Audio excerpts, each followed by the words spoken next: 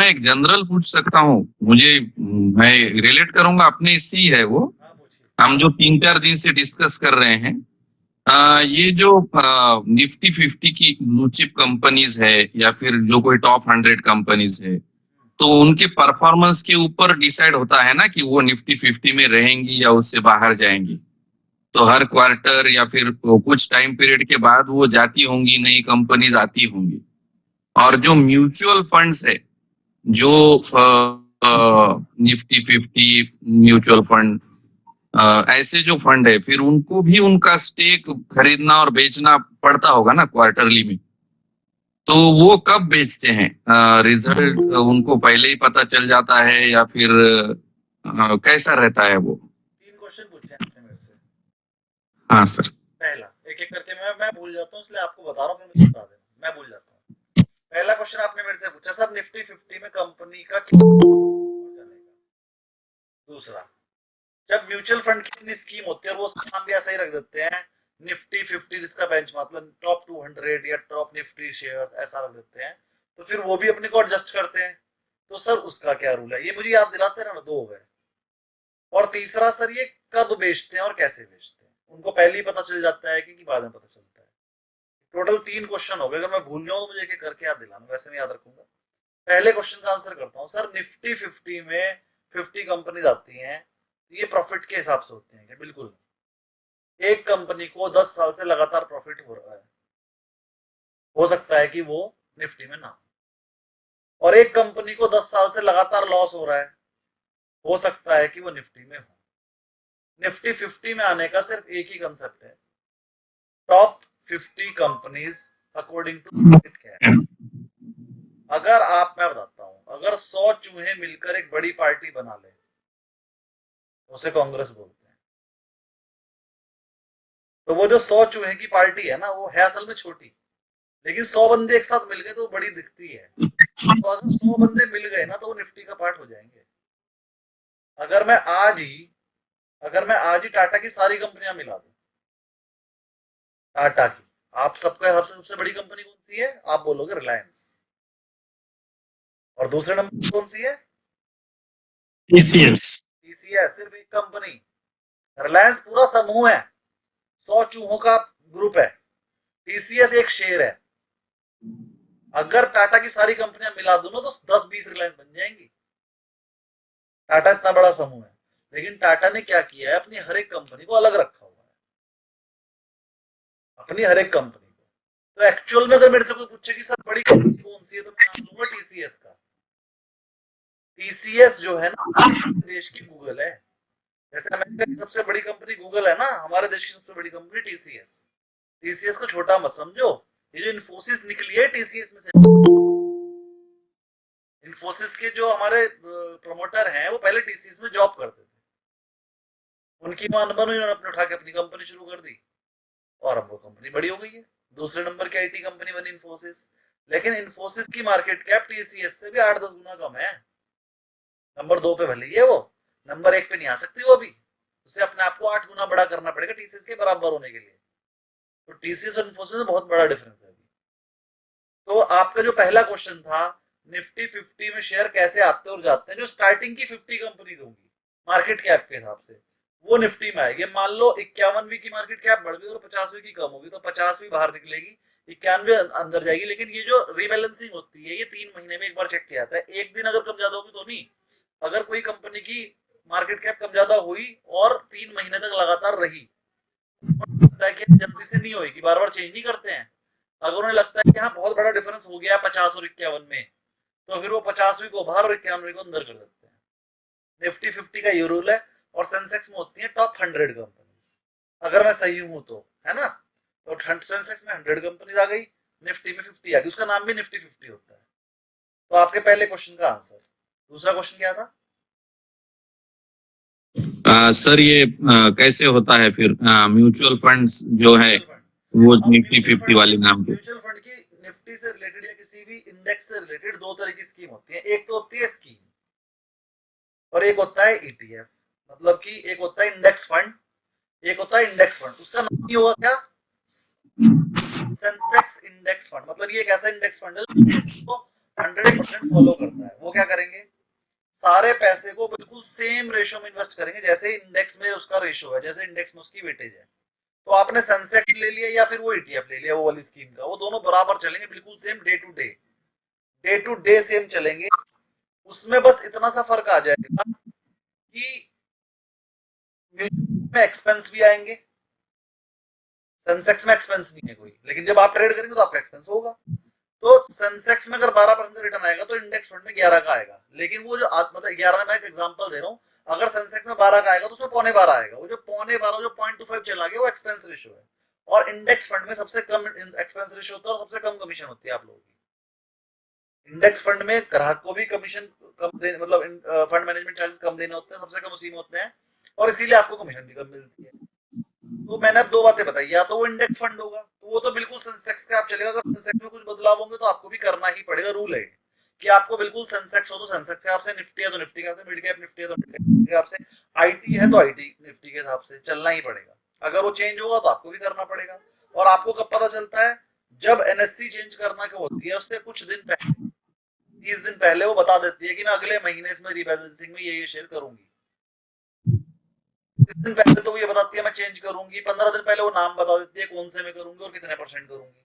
तो जब सबको पता चलता है तभी म्यूचुअल फंड वालों को पता चलता है, वो भी कर लेते हैं। अब वो कभी भी कर सकते हैं, जब उन्हें पता चला वो 15 दिन पहले भी कर सकते हैं, वो 15 दिन बाद भी कर सकते हैं निकल के, वो अपने हिसाब से करते हैं। उन्हें लगता है यार हम 15 दिन, उनके पास एक रिलैक्सेशन है 15 से 20 दिन का, कि वो 15 से 20 दिन पहले भी कर सकते हैं, 15-20 दिन बाद भी कर सकते हैं। थोड़ा बहुत फ्लक्चुएशन वो कर सकते हैं। ओवरऑल निफ्टी के स्टॉक्स में टोटल कैपिटल का 1% वो फ्लक्चुएशन कर सकते हैं, टोटल फंड का। तो फंड का 1% बहुत बड़ी अमाउंट हो जाती है, तो वो कर सकते हैं, है ना।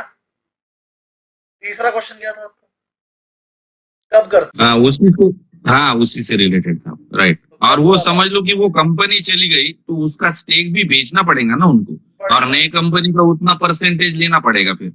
अब मैं इसके अंदर की एक और बात बता देता हूँ। हाँ लीजिए वीईडीएल को सेंसेक्स या निफ्टी से बाहर निकाल दिया, वीईडीएल। अब वीईडीएल छोटी कंपनी तो है नहीं, तो जिस भी म्यूचुअल फंड ने ले रखी होगी बहुत बड़ी क्वांटिटी ले रखी होगी, 1% भी ली होगी तो हजारों लाखों क्वांटिटी होगी 1% में भी। अब वो 1 लाख क्वांटिटी वो एकदम से बेच नहीं पाएगा, और सिर्फ यही थोड़ी बेचेगा, सारे के सारे म्यूचुअल फंड बेचते हैं। तो खरीदने वाला मिलता नहीं है, खरीदने वाले को भी पता है नहीं तो बेचना ही है, मैं क्यों खरीदूं। वो कहते हैं कम रेट में देना तो दे दो, मैं तो नहीं लेता। तो ये म्यूचुअल फंड वाले बेवकूफ नहीं है, इन्होंने फिर ये अपनी एनालिसिस करते हैं, एनालिसिस के हिसाब से अगर लगता है यार ये कंपनी बेचने लायक है नहीं, इसमें तो अभी है ये चल जाएगी, तो ये अपनी ही स्कीम में ट्रांसफर कर देते हैं। वाली स्कीम में से निकाल देंगे और मिड कैप वाली में डाल देंगे, जो सी भी स्कीम में वो फिट बैठता है उस वाली में डाल देंगे, और अपने आप को सेम रेट में ट्रांसफर कर देंगे। इस स्कीम में पैसा आ जाएगा, उस वाली स्कीम में से चला जाएगा। तो किसी को बेचना नहीं पड़ा। तो जरूरी नहीं है कि अगर निफ्टी में से कोई चीज निकली तो शेयर बिकेगा ही वो। और सुनिए, कभी कभी ऐसा होता है निफ्टी में से निकला मिड कैप निफ्टी में डल गया। अब जब निफ्टी में था तो उसे निफ्टी में 50 कंपनियां और भी थी, उससे बढ़िया थी। लेकिन जब वो मिड कैप निफ्टी में, निफ्टी का शेयर है बहुत बढ़िया क्वालिटी का शेयर है, गलती से मिड कैप निफ्टी में डल गया तो अब उसे और ज्यादा खरीदते हैं लोग। तो लो, मिड कैप निफ्टी में डलने के चक्कर में उसमें और पैसा आ जाता है। ये तो कैलकुलेशंस है, हम इसको प्रिडिक्ट नहीं कर सकते। हाँ, लेकिन हम अंदाजा लगा सकते हैं, और 90% सही हो सकता है अगर आपके पास उतना दिमाग है और उतनी वैल्यू, आपके पास उतनी इन्फॉर्मेशन है कि कौन कौन सी म्यूचुअल फंड के पास ये है, कौन कौन रखना चाह रहा है, कौन कौन नहीं रखना चाह रहा है। आपके तीनों क्वेश्चन क्लियर हो गए सर? हाँ एकदम बढ़िया sir, thank you very much, और एकदम बढ़िया। जी जी, बाहर की नहीं मेरी एक हाँ जी, बाहर की नहीं है सर, हाँ बोलिए यही अंदर की है बोलिए। सर। ये जो पूरा रिसर्च एनालिसिस वाला जो कार्यक्रम है, इसमें इंफॉर्मेशन का बहुत सही समय पे इंफॉर्मेशन मिलना is most important, right sir. तब आपकी राइट टाइम पे राइट एनालिसिस हो पाएगी, आप राइट एंट्री भी ले पाएंगे। सर मैं जो रिपोर्ट्स आती है वो तो क्वार्टरली अपने टाइम पे आती है सर, लेकिन किसी कंपनी को कुछ ऑर्डर मिलता है, ये इंफॉर्मेशन कहाँ रिफ्लेक्ट होता है? इसके लिए आपको थोड़ा सा सिक्योरिटीज एक्ट पढ़ना पड़ेगा। सिक्योरिटीज एक्ट का नाम है ये, सिक्योरिटीज एक्ट, ठीक है। और कुछ चीजें और बता देता हूं मैं आपको। रूल है ये, रूल, अगर कंपनी को टोटल सेल का 2% से ज्यादा का ऑर्डर मिले, जो उसके पिछले साल सेल थी उससे 2%, मतलब टोटल सेल जो पूरे साल में, मान लो उसके पिछले साल में 1,000 करोड़ की सेल थी, तो अगर उसे 20 करोड़ से बड़ा ऑर्डर मिलेगा तो वो उसे बताना ही पड़ेगा। जैसे ही उसे वो ऑर्डर मिलेगा 24 घंटे के अंदर अंदर उसे एक्सचेंज को बताना पड़ेगा। तो वो कहाँ बताएगा? वो एनएससी को बताएगा। एनएससी क्या करेगी? उसे अपनी लिस्ट पे डाल देगी, और जैसे ही एनएससी पे डाल लेगी तो आपको पास मेल आ जाएगा हर बंदे ने जिसने उसका शेयर लिया है, अगर उसने उसे ऑथराइज किया है। एनएससी का ना एक पेड होता है, अगर आपने पेड किया हुआ है तो एनएससी आपको मेल भेज देगी। अगर आपको फ्री में देखना है तो भी मिल जाएगा, बहुत सारे सॉफ्टवेयर है, स्कैनर वगैरह, आप वहां पर अपने आप को ऑथराइज कर दो, अपने आप को मेल भेज। मैंने ढूंढा कई जगह सर, लेकिन वो ये वाला इंफॉर्मेशन कहीं नहीं मिल रहा है कि एनएससी जब कंपनी एनएससी की साइट पे जाके कॉर्पोरेट अनाउंसमेंट में जाना, एनएससी की साइट पे जाके कॉर्पोरेट अनाउंसमेंट में जाना, फिर ऊपर कंपनी का नाम डाल देना। तो जो सी कंपनी का नाम डाल लेगा उस कंपनी की जितनी भी कॉर्पोरेट अनाउंसमेंट रोज की होगी सब दिख जाएंगे आपको। अब इसमें क्या दिक्कत है? ये पुश टेक्नोलॉजी की आपको अपने आप पता लग जाए, ये आपको जानना पड़ेगा, आपको रोज चेक करना पड़ेगा वीईडीएल ने कुछ बताया या नहीं बताया। अगर आपको पुश टेक्नोलॉजी चाहिए कि भाई वीईडीएल जब भी कुछ बताया मुझे, अगर मेरे रडार पे जैसे 5 शेयर्स हैं तो मेरे लिए तो आसान हो जाएगा ना, अगर कॉर्पोरेट 5 कंपनी को रोज अनाउंसमेंट। चेक करो। लेकिन इसे और इजी कर देता हूँ, स्कैनर पे जाके अपने आप को रजिस्टर करो, स्क्रीनर पे जाके रजिस्टर करो, और वहां पर रजिस्टर्ड हो सर मैं। हाँ, मतलब मेल आईडी से फ्री में रजिस्टर्ड हो जाएगा, और फिर वो 5 आइटम को वहां पर ऐड कर दो अपनी वॉच लिस्ट में। अब उन 5 आइटम से रिलेटेड जब भी कोई अनाउंसमेंट आएगी वो आपको मेल पे आ जाएगी, आपको रोज रोज चेक करने की जरूरत नहीं। और उसमें एक आईडी पे 20 डाल सकती है, 20। अगर 40 डालने हो तो 2 आईडी से कर लो, 20 दो जगह। आपकी क्वेरी क्लियर सचिन जी? दोनों की क्वेरी आज बहुत बढ़िया थी। और कोई क्वेरी किसी की बुक से रिलेटेड हो तो वो भी बता दीजिए। सर बुक से नहीं है, लेकिन आपने कल इन्वेस्टमेंट के लिए बोला था 1 लाख का, तो कौन से फंड में डालना है वो नहीं बताया। मैंने 1 लाख का इन्वेस्टमेंट बोला था, कौन से फंड में डालना है? हाँ म्यूचुअल फंड एडवाइजर है क्या? हाँ सर। फिर तो बता देता हूँ।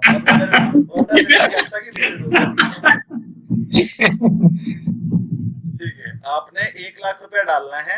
आप जिसके लिए डाल रहे हैं उसकी एज बताइए। 8 साल अरे वाह, बेटी के नाम। Very good. अगर किसी की एज 30 ईयर्स से कम है जी तो आपको पूरा पैसा इक्विटी में डालना होता है। ओके। तो आप डालिए टॉप 100 में, टॉप ब्लू चिप में। Okay sir. तो आपको पूरा पैसा इक्विटी में डालना है ये, और 1 लाख रुपया आप जो है ब्लू चिप कंपनी में डाल देना, इंडेक्स फंड में डाल देना। आपका मैं इंडेक्स फंड को मैं प्रीफर नहीं करता हूँ, क्योंकि म्यूचुअल फंड जो बेचारा मैनेजर है, फंड मैनेजर, उसे अपना दिमाग लगा ही नहीं सकता। उसे पता है कंपनी बेकार है, लेकिन फिर भी उसे लेनी पड़ेगी क्योंकि निफ्टी का पार्ट है। तो मैं इंडेक्स फंड प्रीफर नहीं करता हूँ। और अगर किसी को इंडेक्स फंड में पैसा डालने हो तो मैं कहता हूँ डायरेक्ट निफ्टी खरीद लो, डीमैट अकाउंट खोल के निफ्टी खरीद लो, किसी को पैसे भी नहीं देने पड़ेंगे, फंड मैनेजमेंट चार्जेस भी नहीं लगेंगे। एक बार खरीद दो, 20 साल बेचो। तो इंडेक्स फंड तो मैंने कभी आज तक बेचा ही नहीं है। इंडेक्स फंड खरीदने के लिए उसमें हमें भी कमीशन कुछ नहीं मिलता, 10 पैसे आते, क्या करेंगे 10 पैसे का? बेचता ही नहीं। तो आपने क्या करना है, आपने टॉप 100 में पैसा लगाना है। उसमें आपका पैसा सेफ भी रहेगा, बड़ी कंपनी में लगेगा पैसा, वो सेफ भी है और अच्छी ग्रोथ देगा। और जो मैंने आपको टारगेट दिए हैं उससे ज्यादा ही मिलेगा आपको। मैं टारगेट थोड़े कंजर्वेटिव टारगेट दिए हैं, बहुत कम दिए हैं। जो मैंने बोला उससे 1.5 गुना मिलेगा। Okay sir. और जो मैंने सर आपने क्वेश्चन नंबर सर किसका, मैं जब अभी ज्वाइनिंग फिर से बता दीजिए किसका बोल रहे थे आप? किसका बोल रहे थे सर? हर्ष सर भी ज्वाइन हो गए सर। हाँ कोई बात नहीं। मैंने अभी जो आंसर दिया वो ये दिया, जो मैंने 1 लाख रुपए बताए थे डाल लेना, तो मेरे से पूछ रहे थे कौन से फंड में डालें। तो है क्योंकि आपको जिसके लिए डालना है उसकी एज सिर्फ 8 साल है, जिसके लिए वो पैसा काम आने वाला है, और आपने 25-30 साल के लिए डालना है, और एज भी कम है, तो आप यहाँ पर रिस्क ले सकते हो। एज कम है क्योंकि, तो एज कम वालों के लिए, अगर 30 ईयर्स से एज कम है तो उनके लिए सारा का सारा पैसा इक्विटी में डालना चाहिए। क्योंकि सर सारा पैसा मतलब आपने बोला था 1 टाइम 1 लाख डालना, तो ये पूरा 1 लाख इक्विटी में डालना है। तो वही मैडम का तो यही क्वेश्चन था कि इक्विटी में क्या। अरे बताया कौन सा फंड है? टॉप 100 फंड में डालना है, ब्लू चिप आवाज नहीं आई। ब्लू चिप फंड में डालना है, टॉप 100 के नाम से आता है, निफ्टी 50 के नाम से आता है। मतलब कोई भी ऐसे फंड में डाल देना जिसमें बेस्ट कंपनियां हो, उनके नाम इस तरह के होते हैं, top 100 equity fund, top 200 equity fund, Nifty fund, इस तरह के जो फंड, तो ये इक्विटी में ही डालना। हाँ, blue chip fund, premier equity fund, इस तरह के जो नाम होते हैं ना, इस तरह के सारे बड़ी कंपनीज के फंड होते हैं, लार्ज कैप में डालना है अपने पैसा। और अगर मेरे से ही पूछोगे तो टॉप 100 या ब्लू चिप फंड आता है, आईसीआईसीआई और एचडीएफसी दोनों में आता है, उसमें डाल सकते हो आप। सर एक क्वेश्चन है, आपने जिस भी कंपनी में इन्वेस्ट करना है सब कंपनियों में वाले फंड होते हैं। नेक्स्ट क्वेरी बोलिए। और देखिए 20 हो गए हैं, मैं लास्ट क्वेरी ले रहा हूँ, उसके बाद पढ़ना शुरू करेंगे। आज हमें सर एक क्वेश्चन है, क्वेश्चन नंबर 12 इनसाइडर ट्रेडिंग का है। क्वेश्चन नंबर 12 पे आ जाएंगे। आज आपको डिविडेंड की कल बात हो रही थी, पहले वो करता हूँ फिर क्लास शुरू करता हूँ। और कोई क्वेरी तो नहीं है ना? तो डिविडेंड पे एक चीज मेरे को अब याद आ गई थी, मेरी बुक में है, तो मैं अब आप याद आ गई है तो इस बार मैं बुक में डाल दूंगा उसे। तो क्या है वो बता देता हूँ। डिविडेंड भी दो तरीके के होते हैं, किसी किसी को पता होगा। डिविडेंड दो तरीके के होते हैं, किसी को पता है? हैंड रेज कीजिए। Sir, interim dividend and final dividend. Very good. तो what is interim dividend? Before the year end closing, they announce they disburse profit before the year end, sir. Before the year and. अगर हमने 28 मार्च को dividend declare कर दिया तो वो final dividend है या इंटरिम? Interim है, sir. और अगर हमने 31 मार्च को दो डिविडेंड एक साथ दे दिए, एक में इंटरिम बोल दिया, एक में फाइनल, क्या ऐसा? The company will announce whether it's interim or final dividend, sir. 31 मार्च को हमने दो तरह के डिविडेंड दिए और वो उसमें एक का नाम इंटरिम रख दिया, एक का फाइनल। क्या कंपनी ऐसा 31 मार्च को कर सकती है? So it is No, sir. नहीं सर, क्वार्टर ही खत्म नहीं होगा अरे 31 मार्च को जो प्रॉफिट डिक्लेयर हुआ तो सर उसके रिजल्ट 1.5-2 महीने बाद आएंगे ना, 15-20 दिन बाद आएंगे ना सर। कुछ नहीं है। 31 मार्च का क्वार्टर है, 1 अप्रैल को रिजल्ट आ सकते हैं। Company is free to declare its result 31 March और आफ्टरवर्ड्स, है ना। लेकिन उसे 2 महीने के अंदर अंदर देने पड़ते हैं। क्वार्टर खत्म होने के 60 डेज के अंदर अंदर डिक्लेयर करना जरूरी है। तो जो लास्ट रिजल्ट आएगा वो 31 मार्च वाला, वो 31 मई को आएगा। 2 महीने से ज्यादा नहीं ले सकते। 3 दिन का ग्रेस पीरियड दिया गया है, तो यानी कि आ जाएगा तो 2 जून तक सारे रिजल्ट आ जाते हैं, 2 या 3 जून तक। 60 दिन दिया है, स्पेशल सर्कमस्टेंसेस 3 दिन लेट हो सकते हो बस। तो 31 मार्च को भी रिजल्ट आ सकता है, ठीक।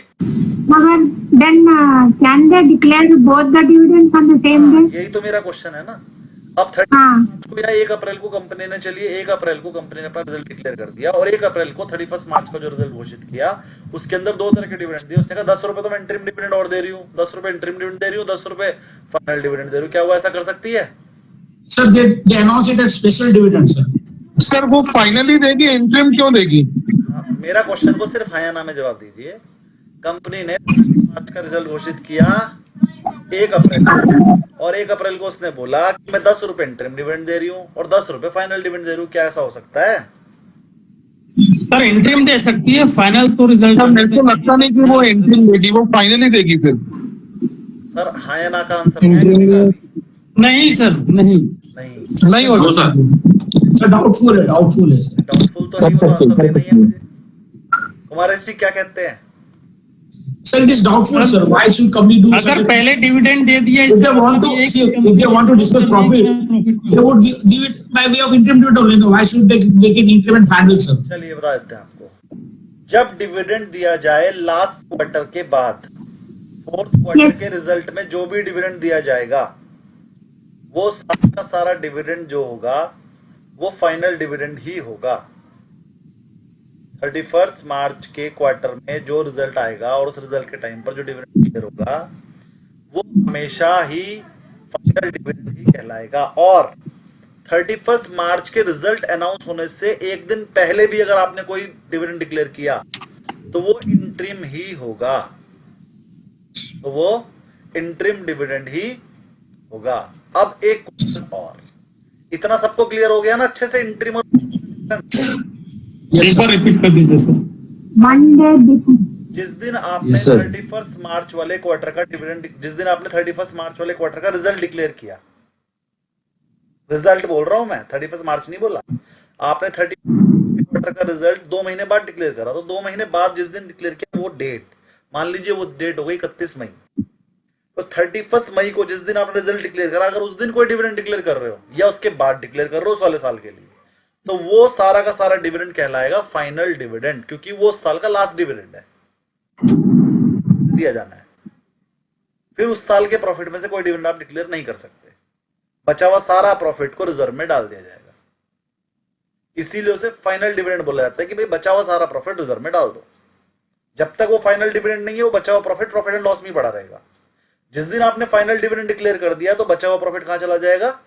General reserve. ये बहुत इंपॉर्टेंट, बचा हुआ पैसा कहां जाता है, बचा हुआ प्रॉफिट का पार्ट कहां जाता है? जनरल रिजर्व में, कोई और रिजर्व में नहीं जाता, जनरल रिजर्व में ही जाता है। अब इतना आ गया होगा कि लास्ट क्वार्टर का प्रॉफिट के साथ जो डिविडेंड डिक्लेयर होगा वो फाइनल डिविडेंड होगा, और उसके एक दिन पहले भी अगर आपने अपनी तरफ से कोई डिविडेंड डिक्लेयर कर दिया, क्योंकि तब तक आपको प्रॉफिट के बारे में नहीं पता है, तो डिविडेंड आप अंदाजे से डिक्लेयर कर रहे हो कि चलो प्रॉफिट तो है ही, कंपनी को डिविडेंड दे देते हैं, उसे बोलते हैं इंटरिम डिविडेंड, साल के बीच का डिविडेंड। क्लियर? Yes sir. कोई क्वेरी नहीं है ना यहाँ तक? नहीं। अगला एक क्वेश्चन और सर, एक अभी कुमार जी ने नाम बताया था स्पेशल डिविडेंड, ये क्या होता है? Sir, company sometimes, many companies are announcing special dividend due to some, say 25 साल कंप्लीट किया, क्या कोई बड़े ऑर्डर्स आए तो दे डिक्लेयर स्पेशल डिविडेंड। तो ये अपार्ट फ्रॉम इंटरिम डिविडेंड का ही होता है या इससे कुछ अलग होता है? अलग ही होता है, इंटरिम डिविडेंड के साथ वो स्पेशल डिविडेंड डिक्लेयर करते हैं। मैंने अभी एक दो कंपनी का डिफरेंस क्या है? साल के बीच में अनाउंस किया है तो इंटरिम ही तो हो गया।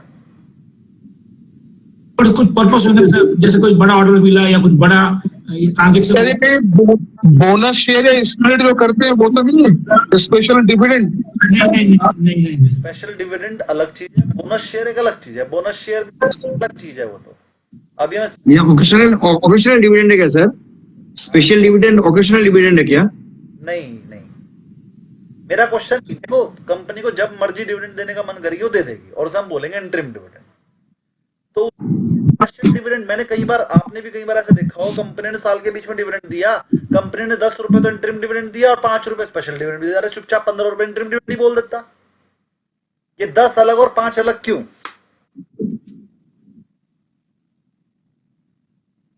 किसी के पास है कोई आंसर? मार सकते हैं सर अगर आप बोलें तो। मारो, पैसे थोड़ी। सर मैं ऐसा समझ रहा हूं कि dividend is basically part of profit, और रिजल्ट डिक्लेयर होने के पहले अगर मैं इंटरिम और फाइनल दोनों दे देता हूं, इट मींस मैं डिस्क्लोज कर रहा हूं पब्लिकली कि मैं प्रॉफिट में हूं, इसलिए फाइनल डिविडेंड जो है रिजल्ट आने पे दिया जाएगा सर। नहीं, that is one thing. Final dividend तो रिजल्ट आने पे ही दिया जाता है, पहले दे ही नहीं सकते। राइट, वो तो रूल ही नहीं है देने का। आपकी मर्जी है, फाइनल दो ही मत पूरे साल, वो एक अलग बात है, लेकिन फाइनल डिविडेंड उसे ही बोला जाएगा जिसके बाद बचा हुआ प्रॉफिट जनरल रिजर्व में चल जाएगा, फिर उस साल के प्रॉफिट में से आप डिविडेंड नहीं दे पाओगे, फिर तो अगले साल के प्रॉफिट में से ही देना पड़ेगा। अब हमें फाइनल भी समझ में आ गया, और बाकी बचे हुए सारे डिविडेंड इंटरिम होते हैं, ये भी समझ में आया। तो सर ये स्पेशल क्यों पैदा किया गया, स्पेशल नाम क्यों आया? सबको इंटरिम ही बोल देना चाहिए था, डिविडेंड तो देना है, पैसे तो जाने ग्राहक के जेब में, शेयर होल्डर की जेब में।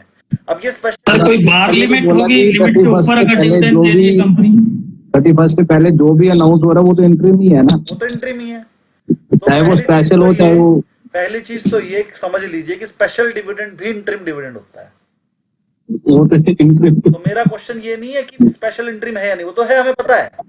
Special dividend is a part of interim dividend, उसका नाम इंटरिम ही है, लेकिन फिर उसे अलग नाम क्यों दिया गया? चुपचाप बोल देते ना मेरे 2 बच्चे हैं, दोनों का नाम अलग अलग क्यों रखा जब चीज एक ही है? सर कोई कैपेक्स है क्या उसमें कि इससे डिविडेंड? सर ये रिजर्व प्रॉफिट से दिया जाता है क्या? फिर जो जनरल रिजर्व में जो आता है प्रॉफिट उसको ले, बस यही चीज है। देखो रूल क्या है, आपको जो करंट ईयर का प्रॉफिट हुआ है, आप उसमें से जो डिविडेंड दोगे साल खत्म होने से पहले, वो इंटरिम डिविडेंड है, लेकिन करंट ईयर के प्रॉफिट से। कभी कभी कंपनी को क्या लगता है, चलिए यार 50 साल हो गए कंपनी को, तो 50 साल का जो मेरा एक्यूमुलेटेड प्रॉफिट है, जो मैंने पिछला प्रॉफिट जनरल रिजर्व में इकट्ठा कर लिया है, वो ज्यादा हो गया, थोड़ा खत्म करते हैं, पब्लिक में बांटते हैं थोड़ा सा। तो कंपनी कुछ ऑक्यूपेशन पे 5 साल में एक बार, 10 साल में एक बार, तो ये जो बोनस शेयर दिए जाते हैं ये भी उसी में से दिए जाते हैं, जनरल रिजर्व में से। बोनस शेयर जो दिए जाते हैं ये भी जनरल रिजर्व में से दिए जाते हैं, और अगर आप स्पेशल डिविडेंड दे रहे हो तो वो भी उस जनरल रिजर्व में से ही कटता है, इसलिए उसका नाम एक जनरल रिजर्व रखा जाता है कि भैया ये करंट ईयर के प्रॉफिट में से नहीं है, ये लास्ट ईयर के एक्यूमुलेटेड प्रॉफिट में से दे रहे हैं हम, वो जनरल रिजर्व में से कटता है, इसलिए उसका नाम है स्पेशल डिविडेंड। होता वो भी डिविडेंड, एंट्री भी सेम है, पैसे भी सेम जाएंगे, अलग अलग तो बात एक है, लेकिन अगर करंट ईयर में प्रॉफिट है तो दे पाओगे आप इंटरिम, वरना फिर आपको स्पेशल के नाम पे देना पड़ेगा। और स्पेशल डिविडेंड की एक कैप होती है, 25%। हाँ जी, 25% सर, कहाँ से देखी? मुझे कंपनी सेक्रेटरी के ध्यान है। बहुत 25% कैप है सर। नहीं खोल दो, राइट। मैं आपको बता देता हूँ, ये जो कंपनी होता है ना कोर्स, इसमें ये चीजें याद रखने की नंबर है। 25 याद रखो, 30 दिन याद रखो, 60 दिन याद रखो, मेरे से याद नहीं रखे जाते ये। तो मुझे याद नहीं है वो कितनी कैप है, लेकिन मुझे याद है कि कैप है। हमारे सीए में क्या होता है, सीए में होता है कि न्यूमेरिकल याद रखो, थ्योरी याद नहीं रही तो भी कोई बात नहीं, थ्योरी करनी पड़ती है। तो हमें थ्योरी याद नहीं रहती, हमें कुछ जो पॉइंट हमारे रोजाना यूज होते हैं हमें याद है। तो जो भी कैप होगी, मैं नहीं बता रहा क्या है, लेकिन एक कैप है कि टोटल प्रॉफिट का इतने परसेंट ही आप बांट सकते हो, और उससे ज्यादा बांटने के लिए आपको स्पेशल रेजोल्यूशन पास करके पहले परमिशन लेनी पड़ेगी, तो भी आप एक कैप है, उसके बाद भी वो बांट सकते हो। और अगर उससे भी ज्यादा बांटना है तो फिर सीएलबी से परमिशन लेनी पड़ेगी, कंपनी लॉ बोर्ड से, और अगर परमिट कर दे आपको तो फिर वो भी बांट सकते हो, उसके लिए भी एक कैप है, उससे ज्यादा तो बांट ही नहीं सकते। और इस सारी कैप पे मिला मिलू के 35-40% तक जाती है, यानी कि आप जनरल रिजर्व का 35-40% पार्ट तो डिविडेंड में बांट सकते हो एक साल में, इससे ज्यादा नहीं बांट सकते। उसके लिए भी बहुत सर जनरल रिजर्व का, सर वो जनरल रिजर्व का नहीं है, वो एक्यूमुलेटेड जो प्रॉफिट्स है ना सर, जनरल रिजर्व से नहीं है। टोटल ये साल एक मेरा स्पेशल का आया सर, हाँ, मैंने कुछ बड़े ऑर्डर्स आए, जैसे मस्को डॉक को बड़े बड़े 8,000 करोड़ के ऑर्डर मिले, तो उसने स्पेशल डिविडेंड डिक्लेयर कर दिया। हाँ, टोटल रिजर्व का एक्यूमुलेटेड का पार्ट है वो। तो आपको स्पेशल डिविडेंड सबको समझ में आ गया? Yes sir. Very good. तो मैंने 3 चीजें आज बताई आपको डिविडेंड के बारे में, स्पेशल डिविडेंड और फाइनल डिविडेंड, टोटल 3 चीजें हो गई। क्लियर? सर 2 कंपनी है जो स्पेशल डिविडेंड देती है, एक विप्रो और दूसरा आईटीसी सर। बहुत सारी हैं। और जब भी प्रमोटर को पैसे की जरूरत पड़ती है वो स्पेशल डिविडेंड मंगवा लेता है फोन करके। दूसरा हिंदुस्तान सिंह भी है सर, वेदांता ग्रुप। वेदांता तो बहुत ही दे रहा है, वेदांता तो 12 से 15% डिविडेंड देता है हर साल। सर ये इंट्रीम और फाइनल का कुछ कैप होता है, बोले कितना परसेंट रहता है? जितना करंट ईयर का प्रॉफिट है पूरा बांट सकते हो, उसकी कैप है करंट ईयर का प्रॉफिट। जितना करंट ईयर का है बांट दो, फालतू नहीं बांट सकते। फालतू बांटने के लिए तो फिर कैप्स हैं फिर, लेकिन फिर वो रूल्स हैं बहुत सारे। 10-15% तो आप बांट सकते हो जनरल रिजर्व का भी, बाकी ऊपर बांटने के लिए फिर आपको परमिशन लेनी पड़ती है, स्पेशल सीएलबी की है, बहुत सारी चीजें हैं। चलिए थोड़ा सा बढ़ते हैं, पेज नंबर बता दीजिए मुझे, मैंने कहाँ से पढ़ाना स्टार्ट करना है आज? 92 पेज पे आ जाएंगे सब। Technical analysis.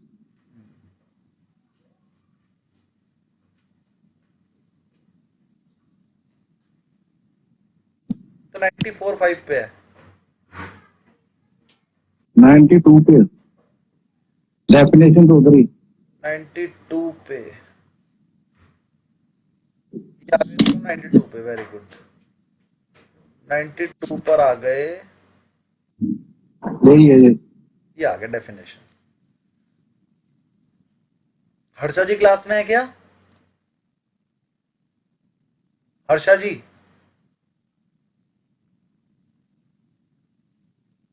क्या सर, कुछ बोला आपने? जी आप क्लास में हैं? हाँ सर है सर। तो सर क्या पॉसिबल है आप थोड़ा सा इंट्रोडक्शन दे पाए टेक्निकल एनालिसिस पे, और आधे घंटे का कुछ ऐसा लेक्चर जो स्पार्क हो बिल्कुल आपके लेक्चर का? ठीक है सर, आपको चाहिए तो मैं कर लेता हूँ, कोई दिक्कत नहीं है। चलिए वीडियो ऑन कर लीजिए, मैं आपको पिन कर देता हूँ पहले। आशा जी आपके बैकग्राउंड में क्यों साउंड आता है आशा जी? कौन? शायद एक्चुअली मेरा इसका साउंड आएगा, देखिए जूम में एक्चुअली आता नहीं है क्योंकि कंप्यूटर का थोड़ा सा साउंड है, मेरा फैन का कुछ इश्यू है, ऑन करके बट ये आपका गूगल मीट में आता है। ऑन करके देखिए एक बार। ओके, फैन ऑफ करके देखिए एक बार। क्या मैडम? आप एक बार, आवाज तो नहीं आ रही है, आप एक बार ऑन तो करिए अपनी वीडियो। अब ठीक आ रही है सर। एक मिनट, ये एक्चुअली मेरा ये जो वीडियो है ये थोड़ा ये रिकॉग्नाइज नहीं कर रहा है। मैं एक्चुअली दूसरा कैमरा लगा रहा हूँ। लगाइए हम एक्चुअली जूम में तो आराम से रिकॉग्नाइज कर लेता है मेरा कंप्यूटर का वीडियो को, ये एक्सटर्नल कैमरा लगाना पड़ेगा मुझे। आप लगा लीजिए, कोई नहीं, हम वेट कर रहे हैं। मैम आप कुछ पूछ रहे थे इतने?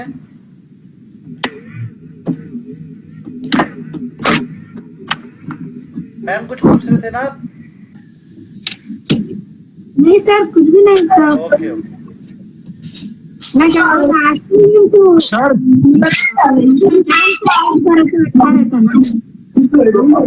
चलिए सब म्यूट कर लीजिए, किसी को कुछ पूछना है तो हैंड रेज करेंगे। और सर आ गए हैं। सर मैं बोल रहा था कि मेरे एक क्लाइंट को सोना खरीदना है उसके बेटे की शादी के लिए। ले लीजिए, बता दिया था मैंने। अगले साल खरीदे या पैसा बॉन्ड में डाल दे अभी और अगले साल खरीद ले अभी? आज ही ले लीजिए, आज ही ले लीजिए। अब सब म्यूट हो जाएंगे, प्लीज आगे बढ़ने। सब म्यूट, बाद में बात करेंगे। सब mute. Harsha ji, class is yours for half an hour. ठीक है सर, तो आपको क्या कवर करना है सर? टेक्निकल एनालिसिस को कवर करना है? टेक्निकल एनालिसिस का बेसिक, और जो भी एक ऐसी चीज जो आपको लगता है कि स्पार्क है, जिसकी नॉलेज सबको नहीं होती और आप आधे घंटे में कवर कर पाए। ठीक है सर, जो मैक्सिमम कर पाऊंगा मैं करता हूँ। 1 मिनट में। टेक्निकल एनालिसिस क्या होता है? देखिए, टेक्निकल एनालिसिस में हम करते क्या है, 3 चीज का एनालिसिस करते हैं। पहले तो हम एनालाइज करते हैं प्राइस को। प्राइस का मतलब भाव है, तो प्राइस जो होता है उसको हम एनालाइज करते हैं। उसके साथ साथ हम एनालाइज करते हैं वॉल्यूम को। तो वॉल्यूम का मतलब है कि कितना क्वांटिटी का खरीदारी हुआ है। तो अगर देखिए, एक सब्जी का मंडी है, वहां पर प्याज ऑन एन एवरेज 100 क्विंटल का बेचना खरीदना होता है। अचानक वहां पर 100 क्विंटल के बदले 500 क्विंटल हो गया, तो उसका मतलब है कुछ ना कुछ तो चेंज हुआ है। उस समय पर क्या हुआ है, प्राइस बढ़ा है या घटा है, वो इंपॉर्टेंट होता है। उसका एनालिसिस हम करते हैं, क्योंकि उसमें पता चलेगा कि प्राइस किस दिशा में जाना चाहता है। तीसरा चीज है ओपन इंटरेस्ट। ओपन इंटरेस्ट जो होता है वो आपका फ्यूचर्स एंड ऑप्शंस में होता है। उसमें वॉल्यूम की तरह ही काम करता है, ये थोड़ा सा डिफरेंट है। तो अभी के लिए इसको थोड़ा सा हटा देते हैं। तो बेसिकली क्या करते हैं, हम प्राइस को एनालाइज करते हैं और प्राइस के हिसाब से वॉल्यूम, अगर बड़ी क्वांटिटी में कोई खरीदारी या बिकवाली हो रही है तो उसका परिणाम क्या होगा उसको टेस्ट करते हैं। तो टेक्निकल एनालिसिस में हम स्टडी करते हैं मार्केट की एक्शन को। उसको क्या करते हैं, हम चार्ट को देखकर हम करते हैं। उसके साथ साथ हम कुछ टेक्निकल इंडिकेटर्स को भी यूज करते हैं, और टेक्निकल इंडिकेटर्स को यूज करके हम क्या करते हैं, एक फोरकास्ट करते हैं ट्रेंड किस दिशा में जाएगा उसको हम फोरकास्ट करते हैं। ऊपर जाएगा, नीचे जाएगा, उसको हम फोरकास्ट करते हैं। तो ये बेसिकली टेक्निकल एनालिसिस आपके लिए हेल्प करता है आपका ट्रेडिंग के लिए। आप कोई भी ट्रेड करना चाहते हो तो ये आपके लिए हेल्प करता है, क्योंकि उस जगह पर मोस्ट इंपॉर्टेंटली क्या होता है, या तो खरीदारी होता है या बिकवाली होता है, ये आपको पता चलेगा कहाँ से, चार्ट से। यहाँ पर हम 3 चीज का असम्पशंस करते हैं टेक्निकल एनालिसिस में। पहला असम्पशन ये होता है कि current price of N underlying asset discounts all information. इसका मतलब ये होता है कि कोई भी प्राइस है ना, प्राइस अगर किस दिशा में जाएगा वो ऑलरेडी मार्केट को पता है। मार्केट का मतलब है मार्केट पार्टिसिपेंट्स को ऑलरेडी पता है। जो भी एक्चुअली खरीदारी कर रहे हैं वो पहले ही खरीदारी करके बैठ जाते हैं। आप एक्चुअली कोई न्यूज देखते हो, उससे पहले प्राइस ऑलरेडी ऊपर चला गया होगा या नीचे चला गया होगा। तो जनरली आप देखते हो कि कोई ना कोई प्राइस ऊपर भाग जाता है, उसके बाद आपको एक खबर मिलती है कि यहाँ पर देखिए कि एक अच्छा खबर आ गया है। हो सकता है कि कोई रिजल्ट हो, या हो सकता है कि क्या बोल सकते हैं कि फॉर एग्जाम्पल आप आरबीआई पॉलिसी के हिसाब से भी देखेंगे तो या इन्फ्लेशन का डेटा आएगा। उस समय पर क्या हो जाता है, इन्फ्लेशन अगर बढ़ गया है तो प्राइस अचानक से गिर जाता है। तो ये क्या होता है, आपको डेटा बाद में पता चलता है। उससे पहले जो पार्टिसिपेंट्स है उनको ऑलरेडी पता है, वो उसके हिसाब से ऑलरेडी कर लेते हैं। और जो रिटेल पार्टिसिपेंट्स है वो हमेशा वो क्या करते हैं, कोई ना कोई न्यूज देखते हैं और न्यूज के हिसाब से वो ट्रेड करना चाहते हैं। इसीलिए आपको यहाँ पर करना क्या होगा, आपको करना है चार्ट को देखकर ट्रेड करना होगा। पहला असम्पशन ये होता है। दूसरा असम्पशन ये होता है कि प्राइस हमेशा ट्रेंड में भागती है। तो प्राइस या तो ऊपर ऊपर ऊपर जाती है, तब क्या होता है, एक अप ट्रेंड होता है, या नीचे नीचे नीचे जाती है तब ये क्या होता है, एक डाउन ट्रेंड होती है। और तीसरा जो होता है वो होता है साइडवेज, मार्केट ऊपर भी नहीं जाता है नीचे भी नहीं जाता है। मैं आपको ये चार्ट में आपको दिखाता हूं। ये थोड़ा सा आपको क्या करना पड़ेगा, थोड़ा सा लंबे समय के लिए देखिए इसको। ये एक मिनट में कोई और चार्ट डालता हूं। तो यहां पर देखिए, यहां पर क्या होता है कि मार्केट क्या कर रहा है, वो दिशा जो है यहाँ पर देखिए प्राइस नीचे से ऊपर जा रहा है, इसको हम बोलते हैं अप ट्रेंड। और यहाँ पर देखिए, यहाँ पर ऊपर से नीचे आ रहा है, ऊपर से नीचे आ रहा है, इसको बोलते हैं डाउन ट्रेंड। और यहाँ पर देखिए प्राइस अभी लास्ट 1 महीने से आप देखोगे जो बैंक निफ्टी या निफ्टी है, एक छोटी के दायरे में एक्चुअली फंसा हुआ है। ऊपर आता है वहां पर सेलिंग आ जाती है, नीचे आता है वहां पर बाइंग आ जाती है। तो ये इसको बोलते हैं साइडवेज ट्रेंड। मार्केट कोई ना कोई इसमें से 3 में से कोई ना कोई डायरेक्शन में ट्रेड करता है। तीसरा बात है, हिस्ट्री हमेशा रिपीट होती है। तो यहाँ पर इसी के हिसाब से बहुत सारा पैटर्न्स बनता है, और वो पैटर्न्स में क्या होता है आपको पता चलता है कि क्या होता है।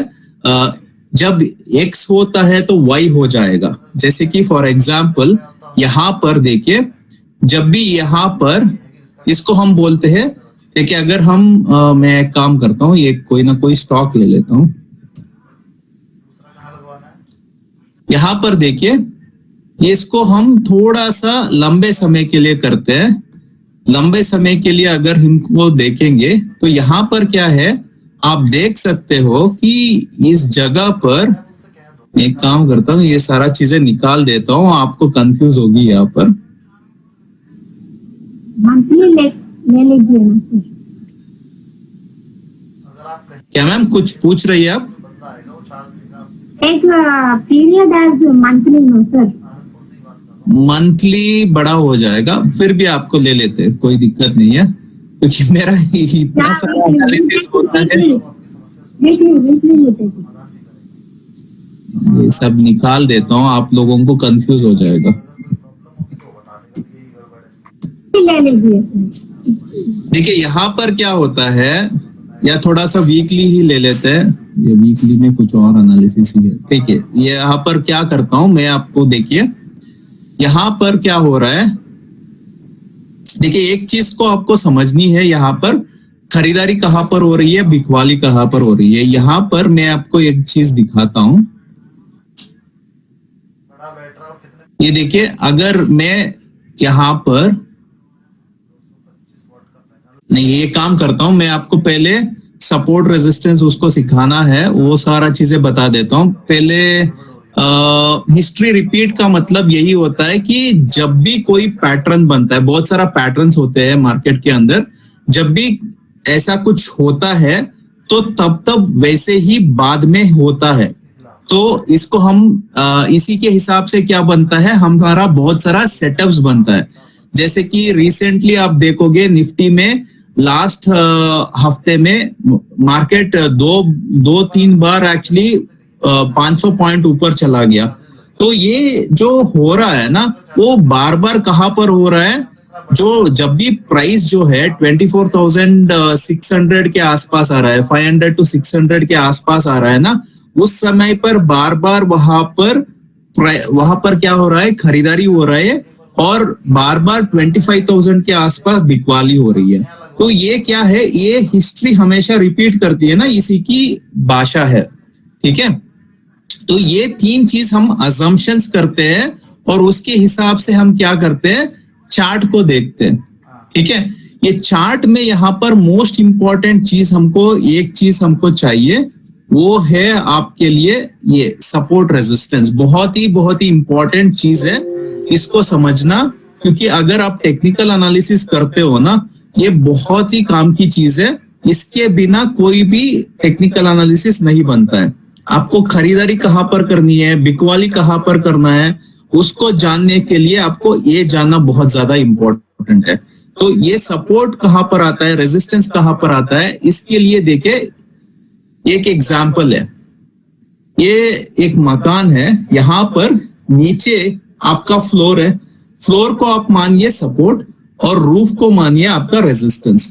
तो अभी एक गेंद को लेता हूं और गेंद को एक्चुअली नीचे डालता हूं, तो वो क्या होगा, वो जब भी जमीन पर आएगी, फ्लोर पर आएगी, वहां से उछल जाएगा। तो क्या होता है, प्राइस ऐसे ही उछलता है। वैसे ही अगर आप ऊपर लेकर जाओगे प्राइस को, ऊपर जाते ही वहां से नीचे चला जाता है।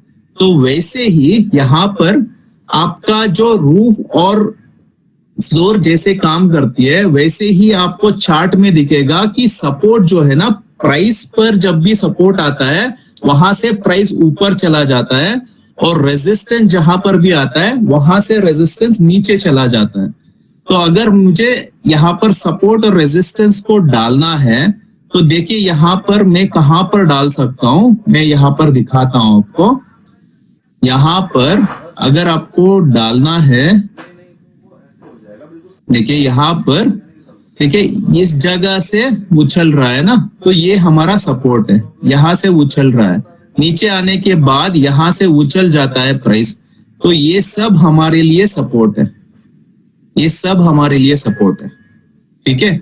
और ये जो है देखिए, यहाँ पर प्राइस आते ही यहाँ से नीचे चला जाता है, इसको हम बोलते हैं रेजिस्टेंस।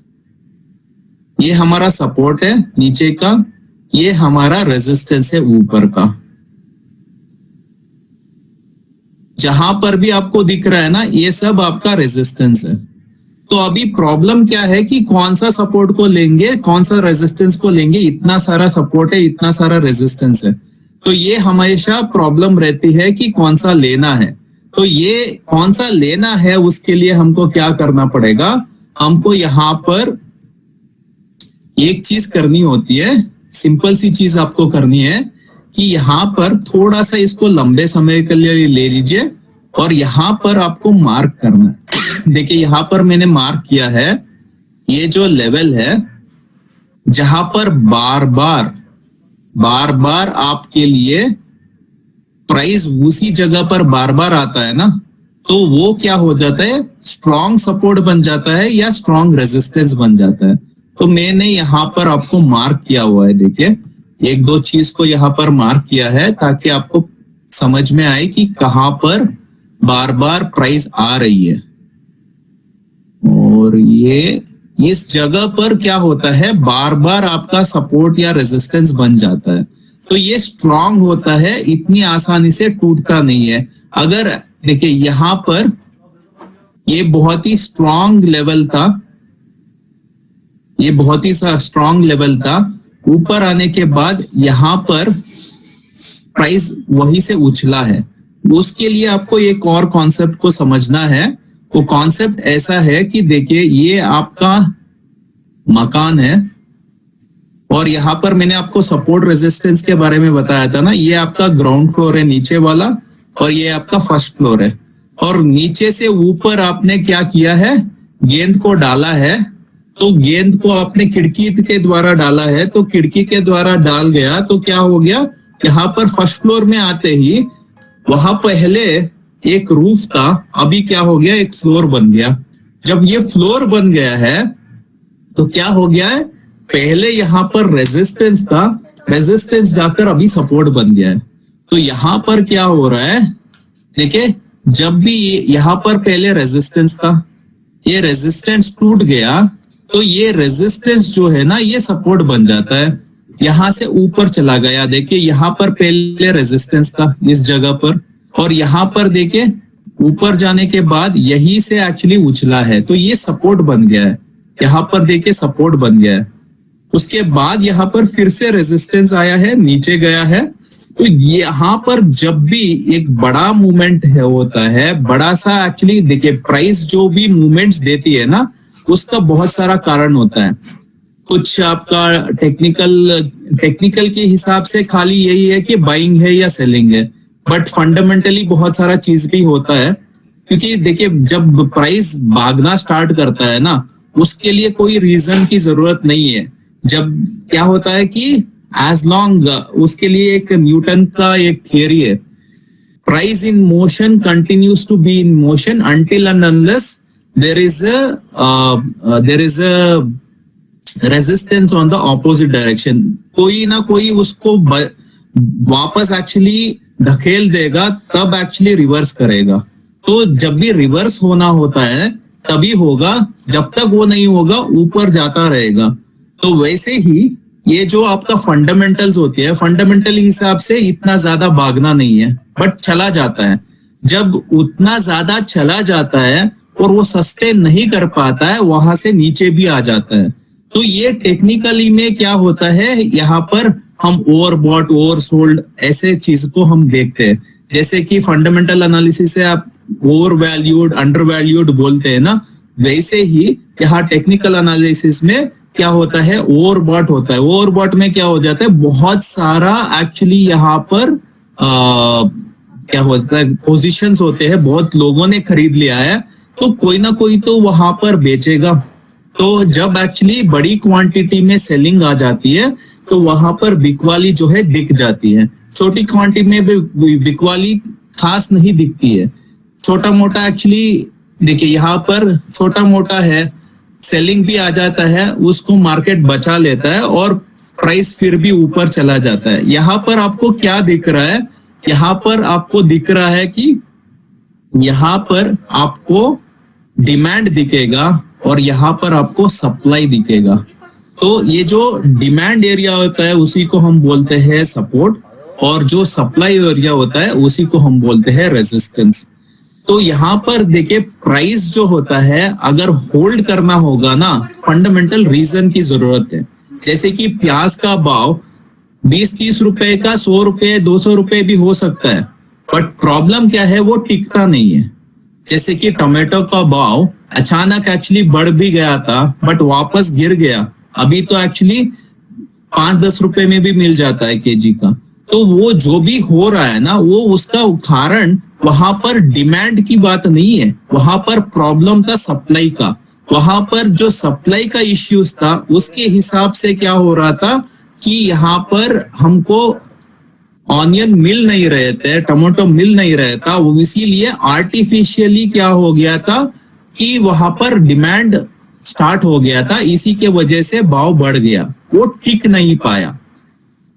अगर गोल्ड की बात करेंगे, हमारे पास हमारा क्या है, हमारा कंट्री जो है ना, we are one of the largest consumer, second largest consumer in the world.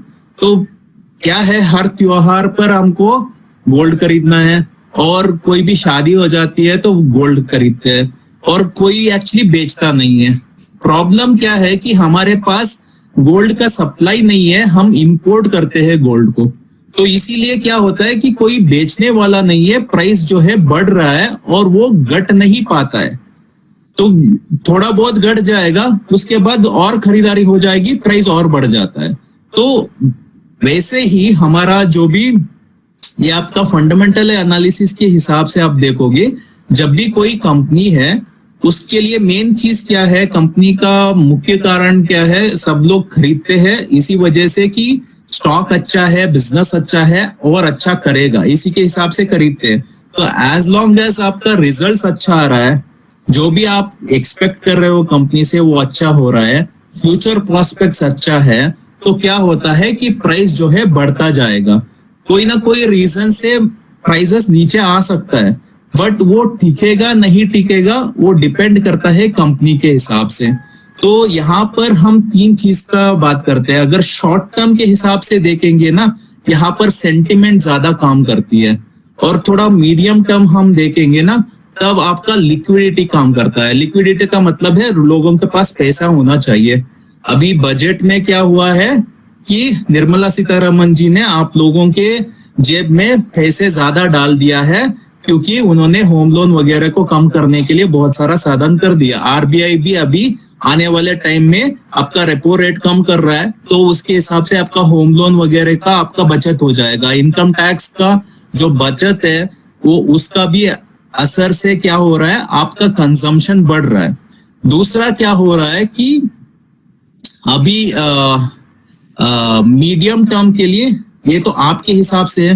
दूसरा, अभी हमारा जो मेन लोग हैं जो खरीदारी कर रहे हैं, डोमेस्टिकल इंस्टीट्यूशनल इन्वेस्टर्स, जो हमारे म्यूचुअल फंड है, हमारे बैंक है, इन सब के पास भी ज्यादा पैसा है, क्योंकि आप देखोगे म्यूचुअल फंड का जो SIP से रिकॉर्ड हाई पर चल रहा है।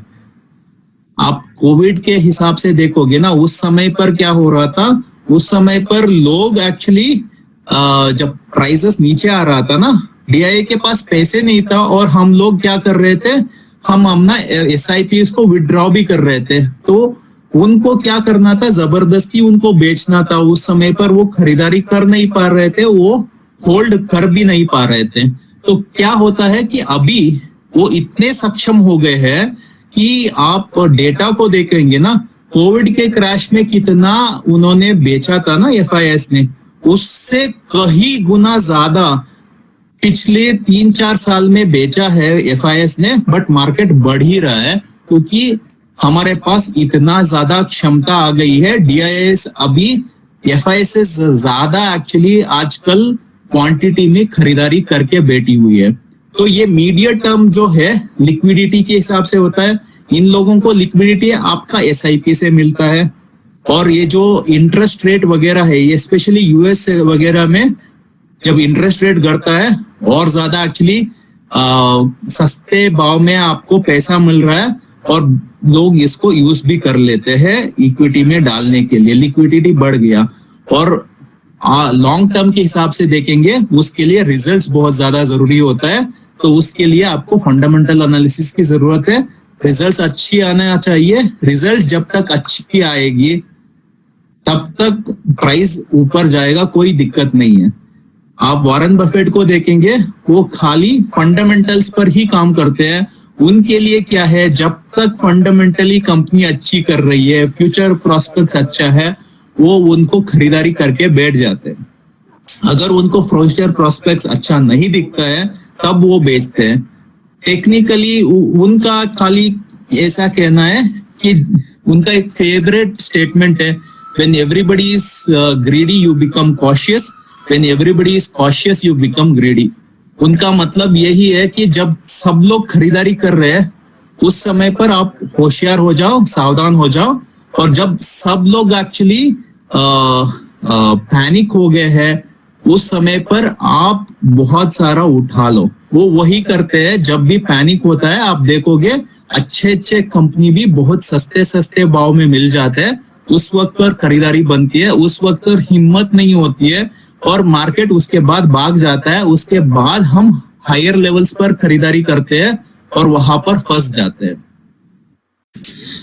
सर होपफुली इम्पोर्टेंट चीजें मैंने कवर किया है। आप कुछ बोलना है तो बताइए। आपका टाइम शायद मैंने ले लिया है, आधा घंटा शायद हो चुका है।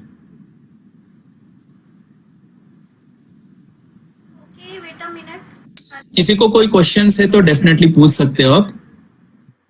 सर एक आपने सर एक एक करके पूछिए, कोई पूछ। हाँ बोलिए मैडम, आप भी बोलिए, राधा जी बोलिए।